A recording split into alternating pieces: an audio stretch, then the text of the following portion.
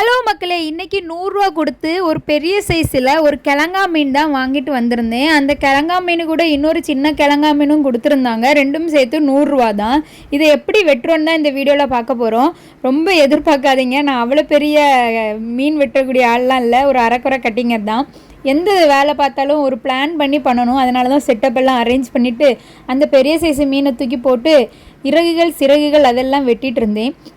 என்ன படப்படான்னு வெட்டுறேன்னு யாரும் நினைக்காதீங்க. வீடியோ ரொம்ப லென்த்தாக போய்ட்டு இருந்தனால அதை கொஞ்சம் ஃபாஸ்ட் மோடில் போட்டு விட்டேன்.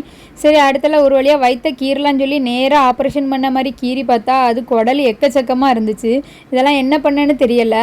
அது கூட மீன் முட்டையும் இருந்துச்சு. சரி, இதெல்லாம் அப்படியே எடுத்துடலான்னு சொல்லிட்டு கையை வச்சு கிழிக்க நானும் வந்துடும் நினச்சேன். அது வந்தபடலை. பிறகு ஒரு வழியாக கத்திரியோடையும் அதையோடையும் போராடி ஒரு வழியாக வெட்டி எடுத்தாச்சு. அதுக்கப்புறம் தலை தனியாக உடம்பு தனியாக வெட்டி எடுத்து வச்சுருக்கேன். அதுக்கப்புறம் இதுக்கு மேலே வந்து செதில்கள்லாம் இருந்துச்சு. அதை ஒரு கத்தி வச்சு சுரண்டிகிட்டே இருந்த மாதிரி அப்படி மலைச்சாரன் மாதிரி தெரிச்சிட்டே இருந்துச்சு. அது கூட கொஞ்சம் நேரமாக விளாண்டுட்டு மீனுக்கு சைடில் இருக்க இதெல்லாமே ஒரு கத்திரிக்கோள் வச்சு வெட்டி எடுத்துட்டேன். அது ஒரு மாதிரி கிளவிக்க தோல் மாதிரி கிளுக்கு பிளுக்குன்னு இருந்துச்சு. சரி, அதையும் ஒரு கத்திரி வச்சு வெட்டி நல்லா குளிப்பாட்டி விட்டாச்சு. நல்லா குளிப்பாட்டி விட்டு மீன் வந்து செதில் இருக்கும்போது கொஞ்சம் கடினமாக இருந்துச்சு. அந்த செதிலெலாம் எடுத்த பிறகு ஒரு மாதிரி கொஞ்சம் குளக்குளான்னு ஆகிடுச்சு. ஆனால் ரொம்பலாம் இதுன்னு இல்லை, என் கையில் கிடச்சி அது ரொம்ப பாடாக தான் பட்டுட்டு இருந்து. அது வேறு ஒரு விஷயம்.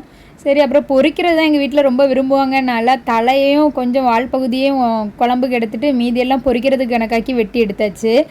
வெட்டுறதுக்கு கோடு போட்டு எடுத்தாச்சு. இனி கத்திரிக்கோலை வச்சு கட்டிங் தான். தலை கொஞ்சம் பெருசாக இருந்ததுனால தலையும் இன்னொருக்கம் கூட 2ஆக வெட்டி எடுத்துக்கிட்டேன். ஃபைனலாக நான் மீன் வெட்டினது இப்படி தான் இருந்துச்சு. தலையெல்லாம் 2ஆக வெட்டினது. நான் மீன் வெட்டின அழகு உங்களுக்கு பிடிச்சிருந்துன்னா மறக்காமல் கமெண்டில் சொல்லிடுங்க. வீடியோ பிடிச்சா லைக் பண்ணுங்கள். வெட்டி எடுத்த மீன் அப்படி இருந்தாலும் பொரிச்சு எடுத்த மீன் எப்படி இருக்கும் பாருங்கள். பாக்கி அப்படி செம்மையாக இருக்குல்ல. அப்புறம் தோல் ஏன் எடுக்கலைன்னு யாரும் கேட்காதீங்க. தோல்லாம் அப்படி உதிர்ந்து வந்துடும். தோலில் அவ்வளோ சத்து இருக்குதான், அதனால தான் தோலோடி போட்டிருக்கோம். மறக்காமல் சேனலை சப்ஸ்கிரைப் பண்ணிடுங்க.